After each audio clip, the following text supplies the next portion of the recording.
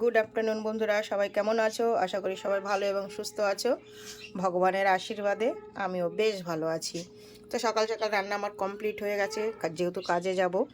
তো আজকে দেখতেই পাচ্ছ বেশ অনেক কিছু রান্না হয়েছে। তো সেটাই তোমাদের সাথে শেয়ার করবো যে আজকে কী কী রান্না হয়েছে।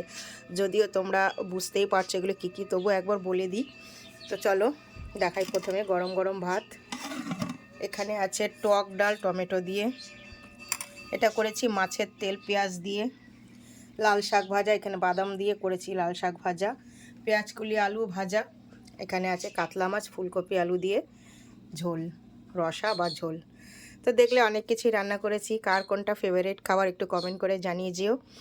আর তোমাদের কার বাড়িতে কী রান্না হচ্ছে সেটাও একটু জানিও। আর আমার ভিডিওটা যদি তোমাদের ভালো লেগে থাকে তাহলে সবাইকে অনুরোধ করব, প্লিজ একটু লাইক কমেন্ট শেয়ার করে পাশে থেকেও ভালোবাসা দিয়ে। তো যেসব ইউটিউব বন্ধুরা আজ দেখছে ভিডিওটা তাদেরকেও বলবো প্লিজ একটু সাবস্ক্রাইব করে আমার পাশে থেকো।